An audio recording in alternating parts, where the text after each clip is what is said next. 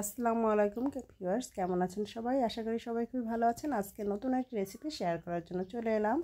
আজকে আপনাদের দেখাবো আমার একদম গাছের বরবটি, নিজের হাতে লাগানো গাছের বরবটি হয়ে গেলে ফ্রেশ টাটকা বরবটি, সেটা দিয়ে শোল মাছ দিয়ে রান্না করব। এজন্য ছাদ থেকে সকালবেলায় গিয়ে কিছু বরবটি তুলে নিয়ে আসলাম। আর আপনারা যারা আমার ভিডিওটা দেখছেন, কে কোথা থেকে দেখছেন কমেন্টস করে জানাবেন। আপনাদের কমেন্টসে রিপ্লাই দিতে আমার কিন্তু খুবই ভালো লাগে। আর এখন এই রান্না করার জন্য চুলা একটা ননস্টিকের প্যান বসিয়ে দিয়ে পরিমাণ মতো রান্নার সয়াবিন তেলটা দিয়ে নিলাম। তেলটা হালকা গরম হয়ে গেলে এখানে পেঁয়াজের কুচি, রসুনের কুচি দিয়ে দিচ্ছি। পেঁয়াজ কুচি দিয়ে দিচ্ছি আমি প্রায় 1 কাপের মতো। এটা একটু হালকা করে ভেজে নেব, মানে একটু কালার হবে এ পর্যন্ত ভেজে নেব। আর কিছুটা রসুনের কুচিও এখানে আছে পেঁয়াজের সাথে। দেখুন পেঁয়াজটা কিন্তু অনেকটা কালার হয়ে এসেছে। আর এই পর্যায়ে খুব বেশি ভাজবো না।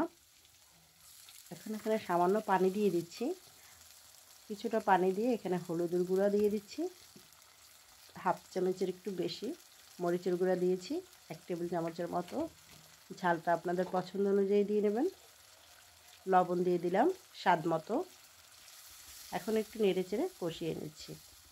মশলাটা যতটা ভালো কষিয়ে নেবেন, যে কোনো খাবারই খেতে ততটাই স্বাদ হবে। কষানোর উপরেই কিন্তু রান্নার অনেকটা স্বাদ নির্ভর করে, তবে অতিরিক্ত মশলা দিলেও কিন্তু খেতে বেশি ভালো লাগে না। মশলাটা কিছুক্ষণ কষিয়ে নেওয়ার পর এখানে আমি শোল মাছ দিয়ে দিয়েছি। শোল মাছটা আমি ছোট ছোট করে কেটে নিয়েছি, যাতে মাছটার ভিতরে মশলাটা ভালোভাবে ঢুকতে পারে আর তখন খেতেও ভালো লাগে। মাছটাকে প্রায় একটা মাছ, বড় সাইজের মাছ নিয়েছি। মাছটাকে ভালো করে কেটে ধুয়ে পরিষ্কার করে তারপর এটাকে ছোট ছোট টুকরো করে প্রায় 10 মিনিট ঢেকে এভাবে রান্না করেছি। এভাবে 10 মিনিট রান্না করার পর কিন্তু মাছটা অনেকটাই হয়ে এসেছে। মাছটা কষানো হয়েছে আর প্রায় ভুনো ভুনো হয়ে গেছে, প্রায় মাছটা সিদ্ধ হয়ে এসেছে। আরও কিছুক্ষণ এভাবে নেড়েচেড়ে কিছুক্ষণ আরও প্রায় 5-7 মিনিটের মতো ঢেকে আবার দিয়েছিলাম। এখন মাছটা কিন্তু একদম সম্পূর্ণই রান্নাটা প্রায় হয়ে এসেছে।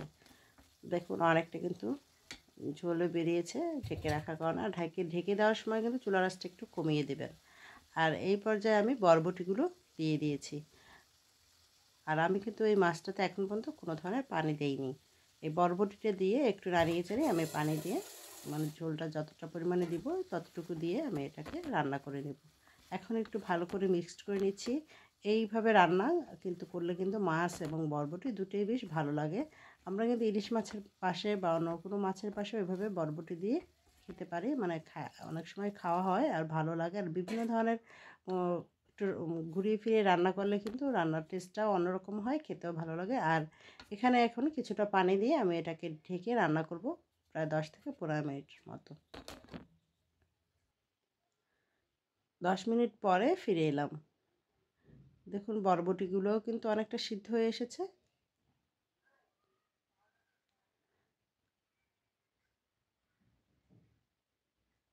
খাবারটা মানে এই ধরনের রান্না করলে কিন্তু সবাই খেতে পছন্দ করবে, যেহেতু সবজির একটু ফ্লেভার পাওয়া যায় মাছের ভিতরে। আর শোল মাছ আমার কাছে সবচেয়ে বেশি ভালো লাগে টমেটো আলু দিয়ে রান্না করলে, তখন লাউ দিয়েও ভালো লাগে। তবে এই বরবটি দিয়ে আমি কিন্তু এর আগে কখনো খাইনি, এই ফার্স্ট আমি এবার রান্না করলাম, ট্রাই করলাম, তাই আপনাদের সাথে শেয়ার করলাম। রান্নাটা হয়ে এসেছে, এখন শেষ পর্যায়ে কিছুটা ধনিয়া পাতা দিয়ে দিচ্ছি। শীতের সময় যে কোনো সবজিতে বা যে কোনো খাবারে কিন্তু ধনিয়া পাতাটা খুব ভালো যায়, আর ধনিয়া পাতার ফ্লেভারটাও ভালো লাগে। তাই শেষ পর্যায়ে কিন্তু ধনিয়া পাতাটা দিলে ফ্লেভারটাও ভালো আসে, খেতেও মানে স্বাদ হয় খাবার। এখন চুলাটা আমি অফ করে দিব, কারণ রান্নাটা আমার হয়ে এসেছে। আশা করি ভিডিওটি আপনাদের ভালো লেগেছে। আজকের মতো এই পর্যন্তই। ধন্যবাদ সবাই, ভালো থাকবেন। আল্লাহ হাফেজ।